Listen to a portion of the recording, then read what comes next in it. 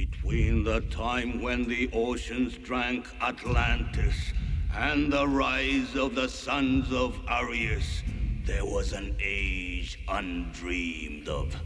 And unto this, Conan, destined to bear the jeweled crown of Aquilonia upon a troubled brow.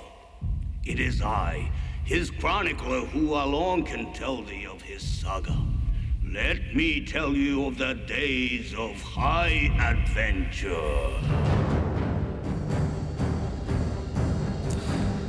Of all the comic book renderings to movies, Conan was probably the best iteration. Arnold Schwarzenegger was the quintessential Conan. Even the thick accent played well into it because the word barbarian originated from the ancient Greeks, who referred to foreigners and non-Greek speaking people as barbarous or babbling. But this movie wasn't about talking, it was about action, said through tone and conveyed through imagery, visuals, and music. It was a lot like the old silent films of the early 20th century, and I personally think it was Arnold Schwarzenegger's best acting performance. See the lust for vengeance in his eyes, the passion in his heart. He didn't have a lot to say, but he didn't have to. It was told through his expression. It was told through his actions. And this video was kind of hard in that regard. This film is very much a show and not tell presentation. There is a lot of instances I just wanted to let the imagery speak for itself. But then while I watch this video, you're here for my insight on the movie and the comic book. So the feature of the video is the comic book based on the movies. All the panels of the comic book is shown and spliced in are movie tableaus or highlight moments. And there are some occurrences that the comic book omits that I felt the movie deserved emphasis on. Conan was a character created by Robert E. Howard and first published by Weird Tales magazine in 1932. But in 1970, Marvel Comics published Conan the Barbarian, and it was highly successful. We'll come back to Marvel in a second, but by 1982, a young screenwriter named Oliver Stone teamed up with director John Milius to make the film that made Arnold Schwarzenegger a star. Now we'll cover the comic book based on the movie. The writing credit goes to Michael Fleischer, even though most of the material comes directly from the movie.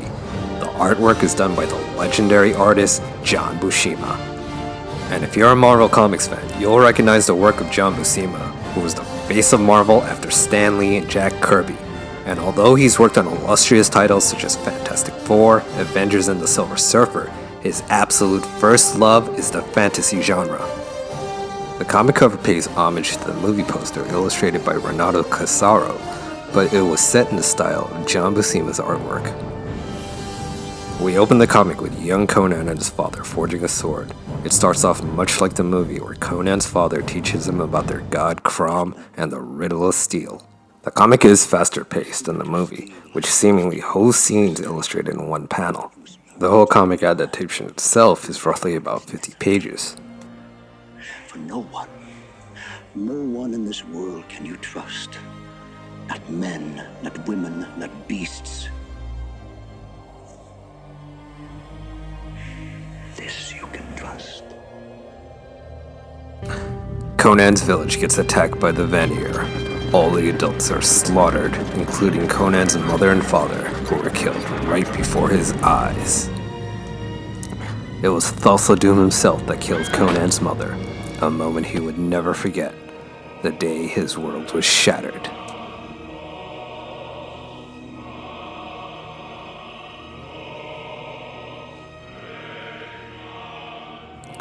The children were all taken north and put to the Wheel of Pain. It's here that Conan labored. This was the tragic beginning of his origin. His life was forged and hammered like steel. His body and mind became hard and cold. Conan would be tempered like a sword for battle. And when the time came, he would be put to the test in a pit of denizens of death. Facing off as a gladiator, he would either live or die based on his will alone.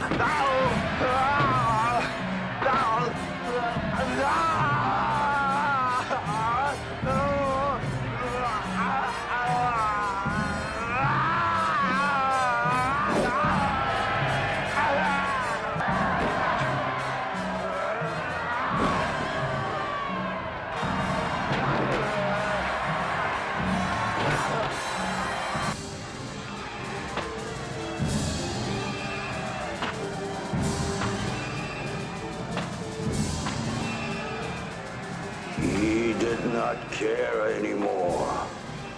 Life and death, the same. Only that the crowd would be there to greet him with howls of lust and fury.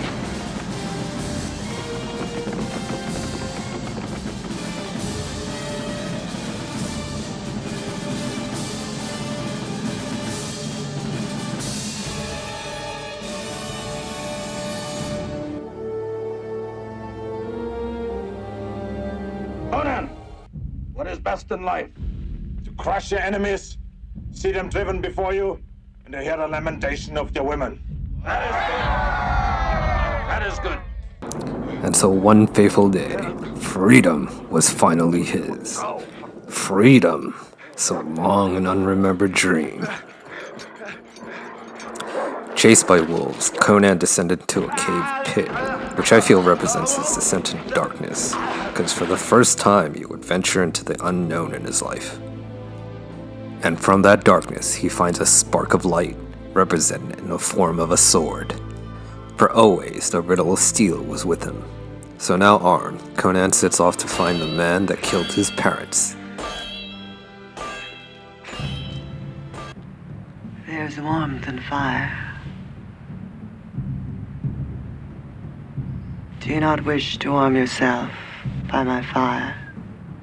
Along the way, Conan runs into a woman who offers to help him. Conan asks if he's ever heard of the veneer, which she replies, "I'll help you find him, but at a price."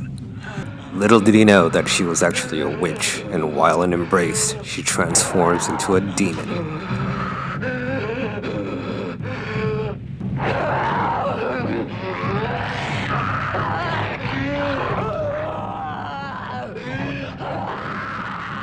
He manages to throw her into the fire, where she transforms into a fireball and jets off into the night. In the morning, he finds another man that the witch held captive. I am Subutai, thief and archer. I am Harkanian, the great order of Kurlet. So Conan and Subutai head towards the city of Zamora, the first civilization that Conan's ever seen. There, Conan encounters the priestess of Set, a snake cult. The cult seemingly was full of riches, so that night, they decided to enter the Tower of Set to plunder their keep. But as they attempt to enter, they run into a strange, shadowy figure.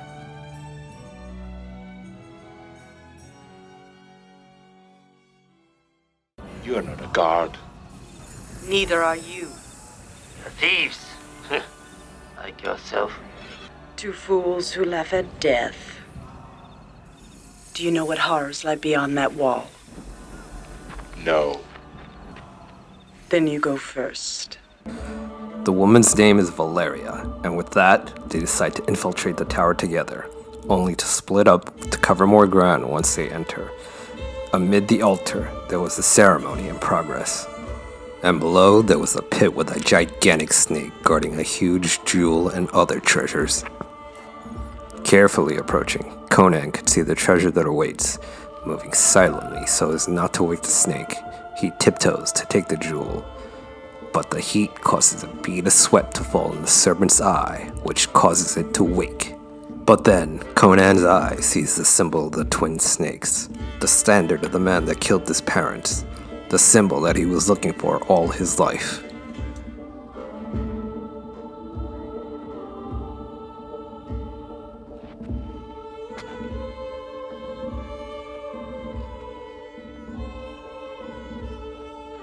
And just as he reaches to take the standard, the snake wakes up to attack Conan.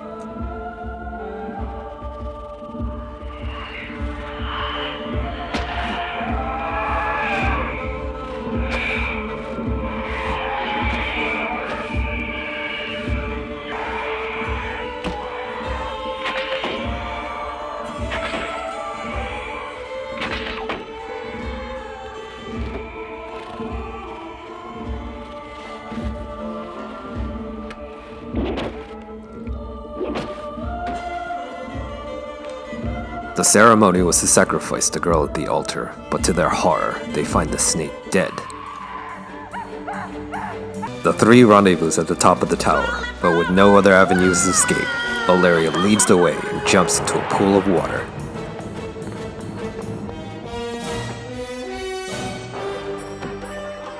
Celebrating their success, they drink and eat. Conan and Valeria begin to develop feelings for each other. They share intimate moments and make themselves vulnerable to each other's touch.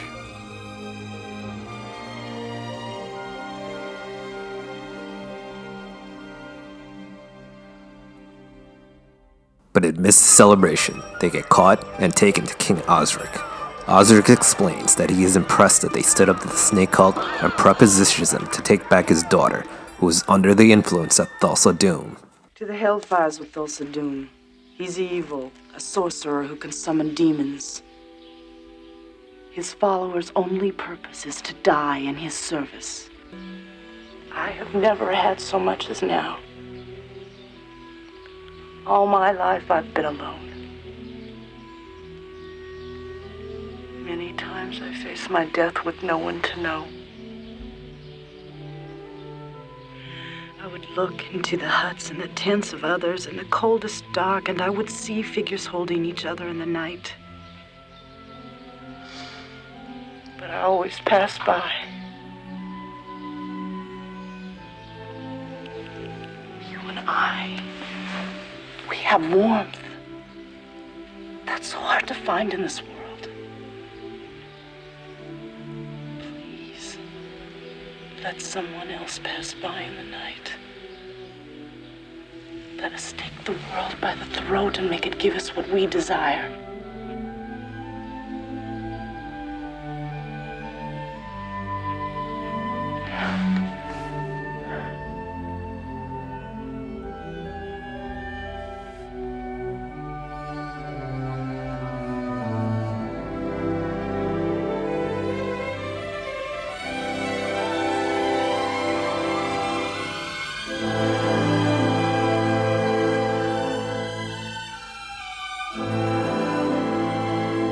But the lust for vengeance was too great. Not even love could quell these urges.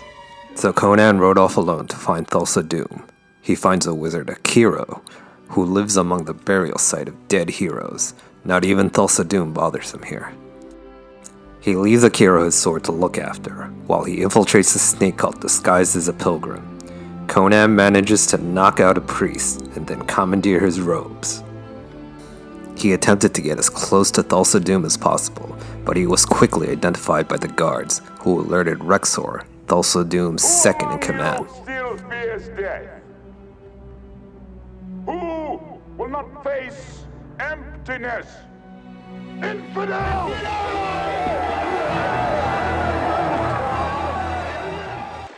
You broke into my house, stole my property, murdered my servants and my pets, and that is what grieves me the most.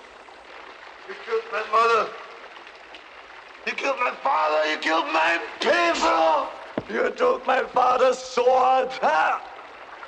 Look at the strength of your body, the desire in your heart. I gave you this. Such a waste. Contemplate this on the tree of woe. Crucify him. Left for dead on the tree of woe, Conan was made to suffer. But just when he had neared death, Subutai could be seen in the horizon, coming to save him.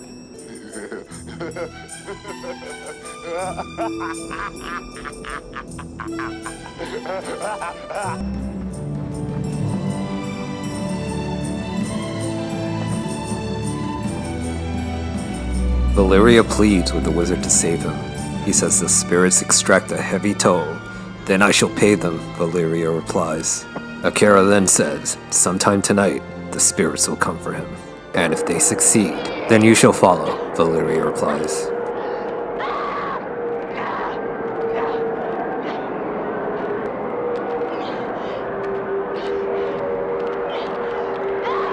They battle frantically and desperately to keep the spirits away.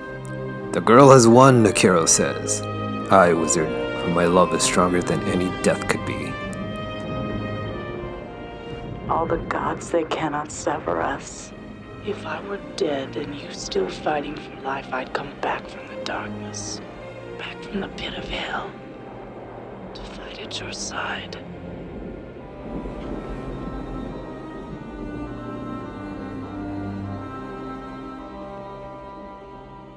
That in the back of the mountain, there's a gorge.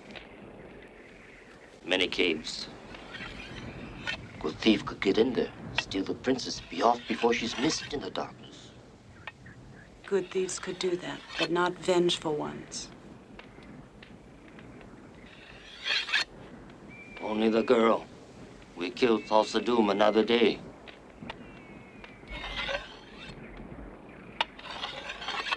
Agreed? Conan.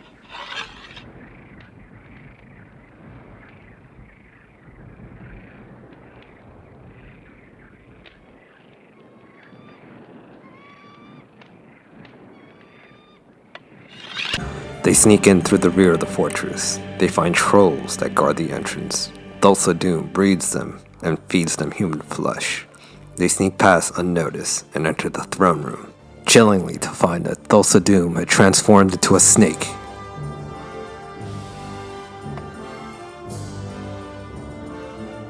They set fire to the throne room to distract the guards. During the commotion, they snatch the princess.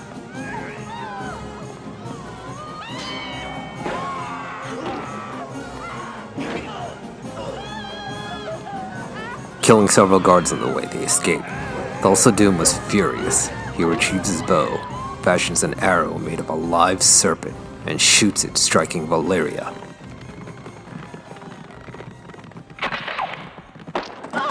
And for all the suffering Conan endured, he faces yet another tragedy. I told him I would pay the gods. Hold me. Kiss me. Kiss me. Me?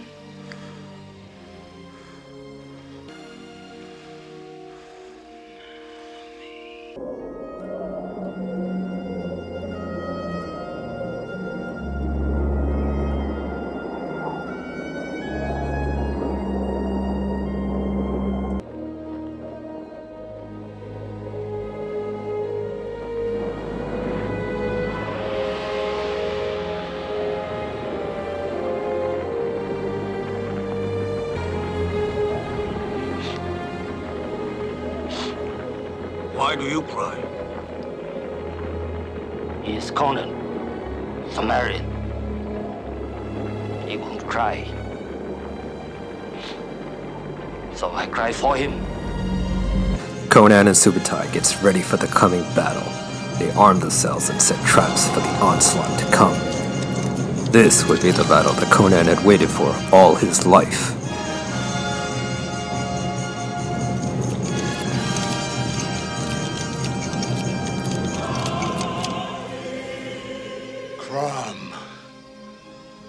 I've never prayed you before. I have no tongue for it. No one, not even you, will remember if we were good men or bad, why we fought or why we died. No. All that matters is that two stood against many. That's what's important. Balor pleases you, Crom. So grant me one request. Grant me revenge. And if you do not listen, then the hell with you.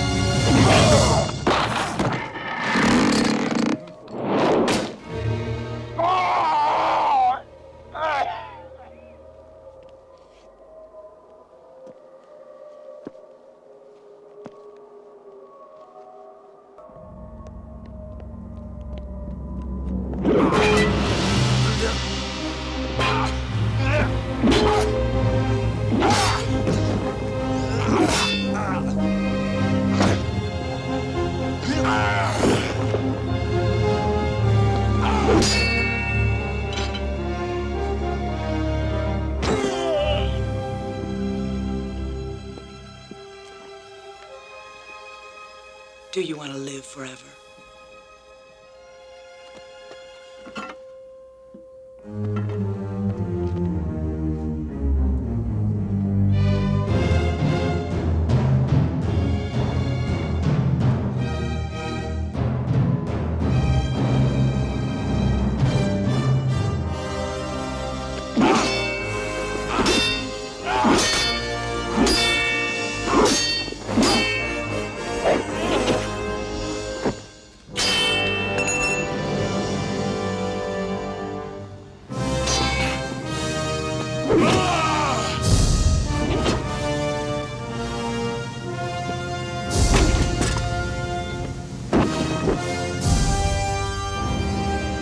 And so Rexor was dead, and only Thulsa Doom remained.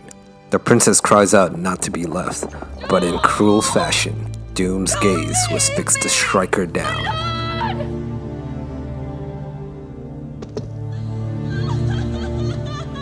He readies his bow and prepares to strike. Subutai rushes up to intercept the oncoming missile with his shield.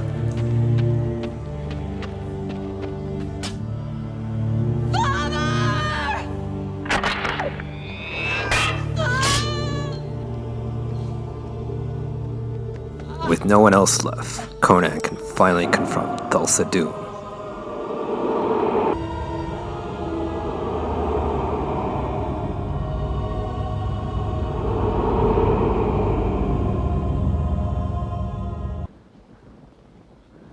My child, you have come to me, my son.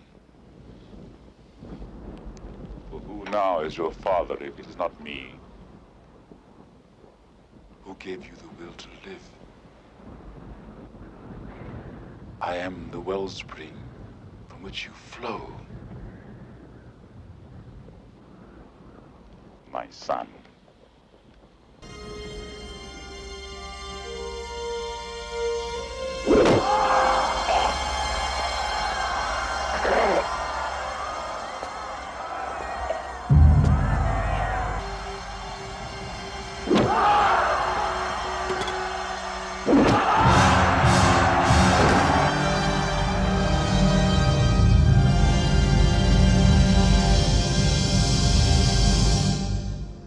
And with that, the revenge he sought after was finally his.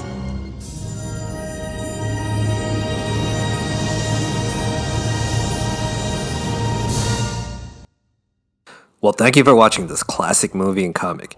If you like the content, please subscribe, like, and comment, because it tells YouTube to promote my videos. This is your host, Jay, signing out.